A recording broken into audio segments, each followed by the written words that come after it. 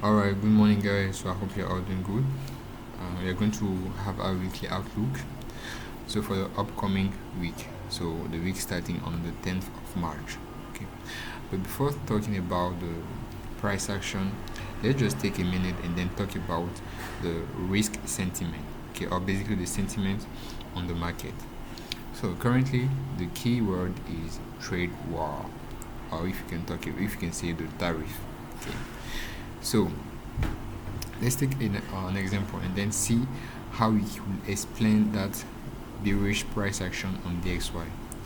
So here, when it comes to the trade war, currently the US is trying to increase by 20% the tariff on imported goods from Canada and from Mexico.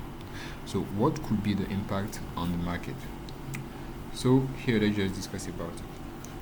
Here, let's assume, for instance, you have a company, and that company used to import from Mexico avocado, and let's say the kilo of avocado is at $100. All right. So now, after applying the tariff, for the companies who are importing avocado, sorry. So for the people who are importing avocado from the US, okay, they're not going to pay $120. Now, would they be able to keep up doing the business with this cost? No, they have to increase the price of the goods from the perspective of the customers. So the customers, they're not going to pay it. Okay, so if previously the customer was paying $10, because of the tariff they are now going to pay $12. So what does that mean? We are going to have the inflation that will increase. Okay, now currently we have the GDP, and when it comes to GDP, that's where we have NFP, we have the ADP and few informations. So if the economy is not in a good shape, so basically last week we had some bad news. So if the economy is not in a good shape, and then we have the inflation which is increasing, which is going to increase based on the tariff, what's going to be the outcome? We are going to have the stagflation. Why? Because the Fed just has the inflation, the interest rate, in order to make sure that the GDP is okay and the inflation is okay. If they maintain the interest rate to fight inflation, is going to hurt the economy. So we have this kind of bad cycle, and that's the reason why we had this huge drop, because the investors, they were not really interested in investing in the US, because based on what we have, they are going to anticipate. So that's why we have the difference between the value and the price. Okay, so the value is what you're expecting. So the value is in the future. I'm sorry, here. What is going on? Let me try to. Alright, so I'm coming. Alright, so here, that's quite a situation, and that's why you have this huge drop on the XY. Okay, so with that being said, let's now focus and then check what we have right here. So let's start with the first part of our technical analysis.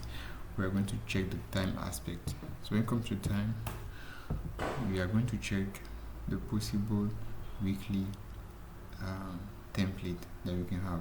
Okay, so here you have Monday, there's no economic news. Tuesday we have news related to jobs opening. Wednesday we have CPI. So we have this kind of scenario where Monday up to Wednesday is going to be in the consolidation, also taking into consideration the fact that we have this huge expansion. So Monday, no trade. Tuesday, you could check something around New York quarter 2 and then quarter 3. Now Wednesday, there's no trade before CPI. So after CPI, in case the CPI is the manipulation, we can try to look for something post CPI. Okay, Thursday is a good day to trade. Friday also is a good day to trade.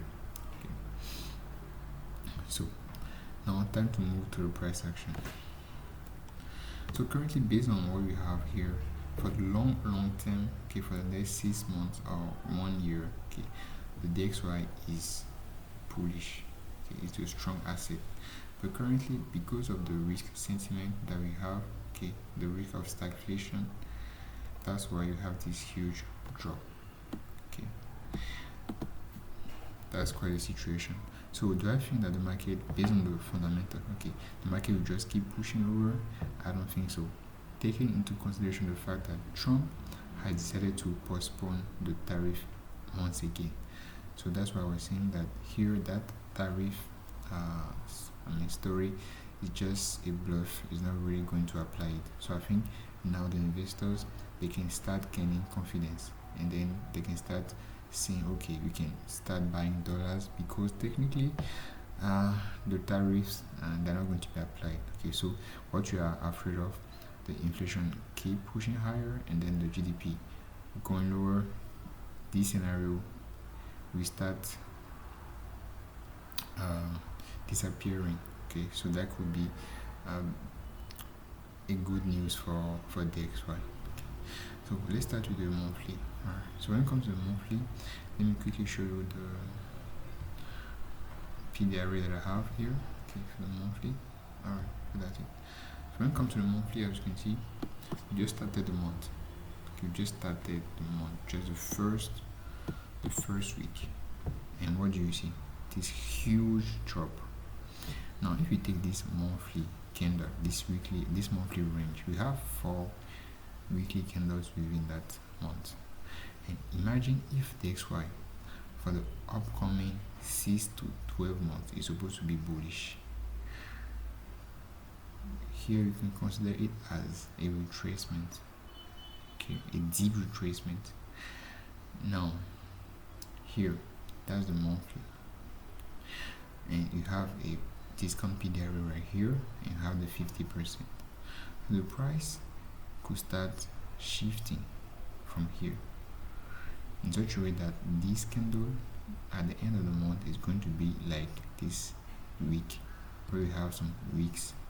Okay, so here if you start, you can notice that the price went lower but after retraced back. Okay, so here we could have the same scenario where currently we have this huge drop, and this could be the manipulation. Okay, and now because we had this manipulation, we can now start seeing a new leg that's going to give us the expansion. So if we take the macro, okay, we have this one, which is currently a reverse, let's say a retracement. Okay, so if we move to the weekly, currently if you want to take a profile, it's going to be a reversal. Okay, weekly. When we go to the monthly, we have a continuation. So when it comes to reversal on weekly, we can use H4 or daily PD arrays just to confirm it. But right now we don't have any sign of strength from the DXY. So currently that would be foolish trying to expect a reversal at the moment. So when you go to the weekly, for the weekly, as you can see, you have a discount PD array right here that corresponds with the monthly, okay, fair value gap. So here you can just drop right here, and because you have a weekly PD array with the H4 chain instead of delivery, we can start seeing some bullish price action if my scenario is correct. But in case we have the uncertainty and then the price is still trying to be bearish, I can think we can literally hit this fair value gap. I think we can hit it. Okay, but do we need to hit it? I don't think so. Okay. Alright, so here that's for the weekly. For the daily, as you can see, is bearish, like very bearish, very bearish. Okay, now this is for the XY. So if you want the XY to be bullish, that means what? We need to see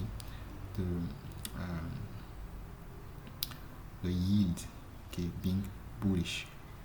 So the yields are just the interest rate, like, so this market is going to be very influenced by the expectation of the investors. Okay, so when we can think about the yields, they are going to be a leading indicator for the XY. So when you want to see what the market is expecting, just go and then look at the yields. Okay, so here you have the 10 years yield, and you have the 30 years yield, and if you pay attention, you have a divergence. Okay, just compare it with the 10 years. Alright, right here. as you can see, we have a divergence. Just show it to you. Oh, okay, that's the 10 years. Okay, I was just trying to look at this. Let me just go back right here. Alright, so here, let's take a look. Here we have the price that took this low, but as you can see, we didn't close below it. So that's the reason why we didn't see the cracking correlation with the line. But here you can see that this guy is taking the low. Meanwhile, this one, the 30 years, it didn't take this low. So if you check the price action on the weekly here, let me just show you. We have the discount PDRA. Okay, and here if you want to use the candle as a range, we took the low. Okay, so the nearest target objective could be this high right here.